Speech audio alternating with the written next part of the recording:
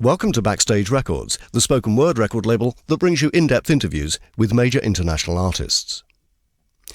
I'm Mick Wright, and I recorded the interview that you're about to hear backstage at Bingley Hall, Stafford, on the night of the 12th of November 1979, about an hour before the band were due to go on stage for their second night at this venue. They would then go on to play Glasgow and Dublin, and apart from some dates in Japan in March of 1980, they would never tour again. I didn't know this at the time, nobody did. But listening back to what Benny said in retrospect, it becomes pretty obvious that the band were not happy touring and were already considering coming off the road. This then was ABBA's second night at Bingley Hall, and I began by asking Benny how the previous night had gone. Last night was in fact the first night at Bingley. How did it go? Very well. We enjoyed it very much, and very, very good audience. Very warm. Do you find audiences outside London are different in any way to in the big city? It was different each night in London. There was three really smashing nights for us, and three sort of more laid back. I don't know why that is, but it depends a lot, I think, on the average age of the audience. Sometimes they're a little older and younger, and sometimes it's a lot of teenagers, you know. So it's I wouldn't say there is any difference really between in London or outside London, or in Europe or in America, really. I wonder if I could take you back to the very early days of ABBA, and whether you could tell me exactly how ABBA came together, because I gather you were sort of individual artists and came together as a collective unit. Yes, that's right. It was mainly on a social basis to start with. I mean, we met the girls. Bjorn and I, we've been friends since a long way back, 15 years or so. We wrote some songs together, and we met the girls.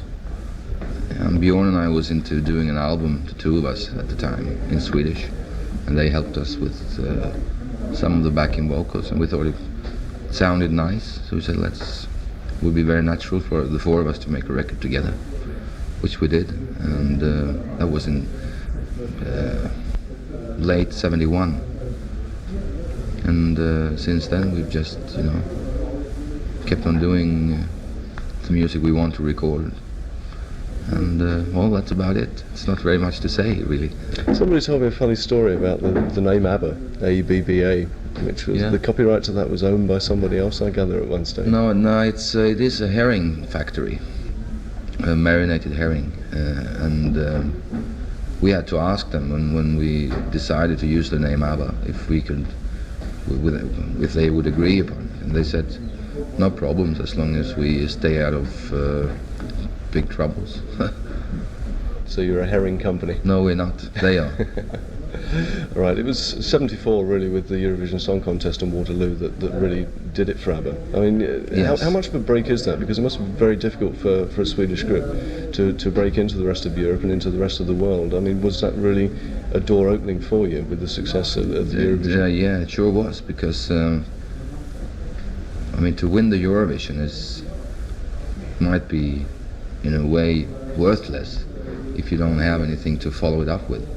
And in our case, we entered it because Bjorn and I basically look upon ourselves as songwriters and producers also. But we've been participating in the Eurovision Song Contest for maybe 4 or 5 times, writing songs for the Swedish part of it, And we've been very close a lot of times. And it is an opportunity as a songwriter, definitely, if you write a song to have it spread out around the world. And we had a good song, as we felt. We had more songs from the Waterloo album, but and I guess we would have more songs that everybody else would find more suitable for the Eurovision Song Contest.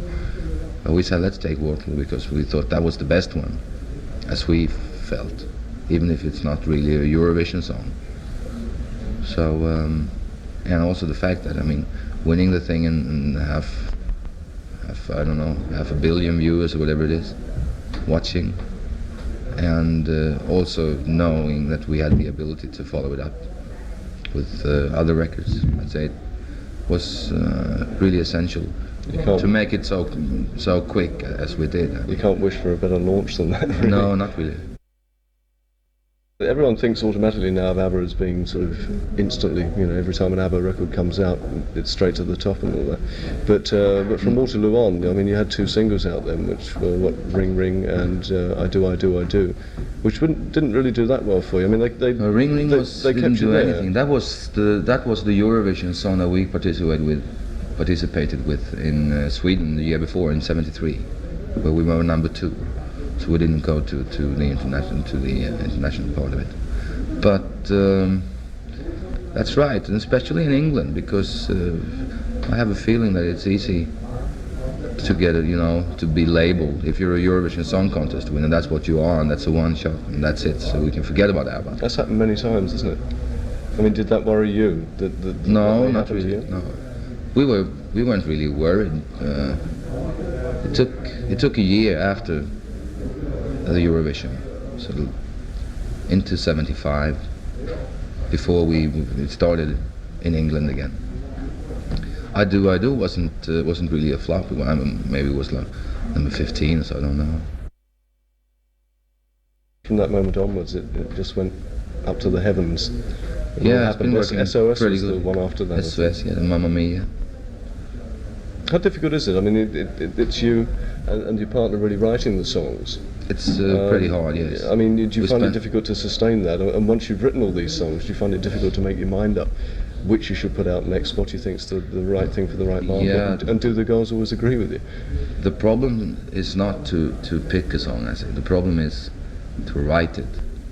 Because you never know we don't know what we'll come up with, It could be anything.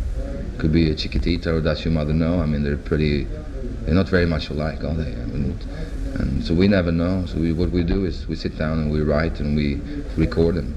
And then when we have a full album, it's we're very too close to it to really decide which one would be the best single right now. I mean, that's not the problem for us really. It's more we ask people and see if they have the same opinion as we might have, and if they do, that would then obviously be the single that we release. You obviously tour the world. I mean, you really do, yeah. All over the place. How much of a strain is that on you? I mean, I think a lot of people go along to concerts. There'll be people here tonight seeing you on stage who don't realise that you're going to jet from one place to the other and you're going to stay in hotels and all the rest of the stuff. I mean, how much of a strain is that constantly just moving from place to place to place? Well, we're not doing it constantly. We have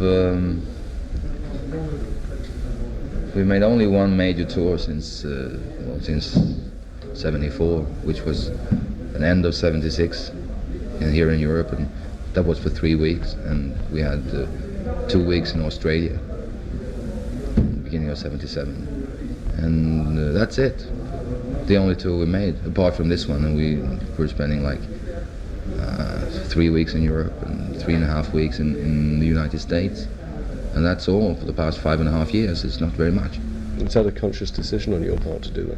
Pardon? Is that a conscious decision to do that on your part? Yes, definitely is, yeah. Because it is a strain to be out on the road too much, I'd say, and we don't want that, and we don't have the time to do it either, because we need time to write and produce the records, and besides, I mean, none of us really enjoy being on the road. I mean, the travels, the hotels and all that. Everybody enjoys being on stage naturally, but that's such a minor part of the time that you spend when you go out on a tour. Are you actually involved in any production with other people, or is it purely and simply ABBA? Yeah, well, it has been for the past 4 years at least, only ABBA. I produced a record with a Norwegian fellow, a friend of mine, just a couple of months ago in Norwegian, just to do something else, because I felt it was about time to sort of, well, just to do something else than only ABBA, and just being a producer, not writer, only a producer. But otherwise we haven't done anything like that. Do you see that as something for the future, maybe? Yes, definitely, yes. How long do you see ABBA touring around? I mean, I know you've said you're not doing that much touring, or you haven't done that much touring in the past. No.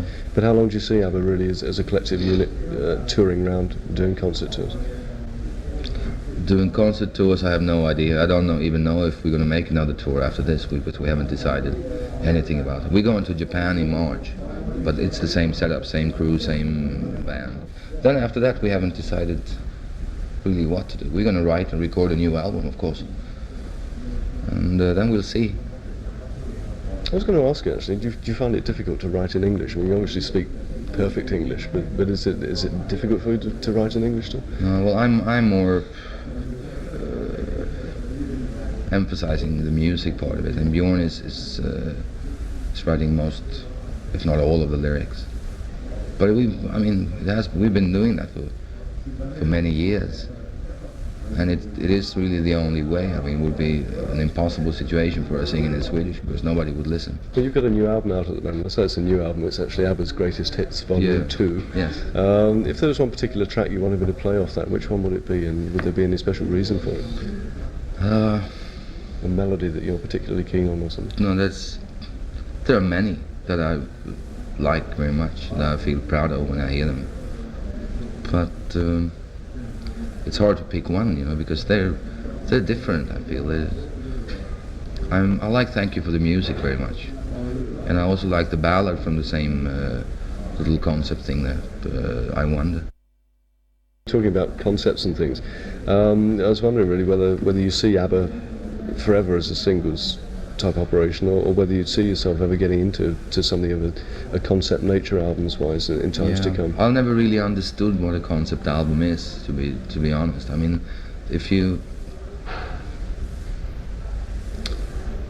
I have a feeling it's only a matter of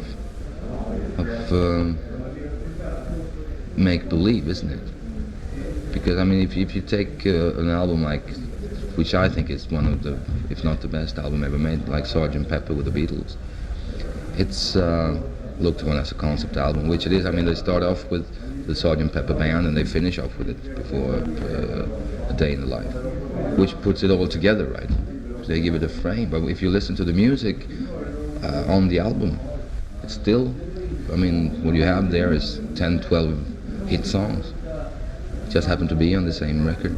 So I don't really know what that would be if it's not like an opera thing, or a musical idea. So that would be a definite concept. Otherwise, we've done so far is just writing songs and trying to do it as good as we can and put it all together.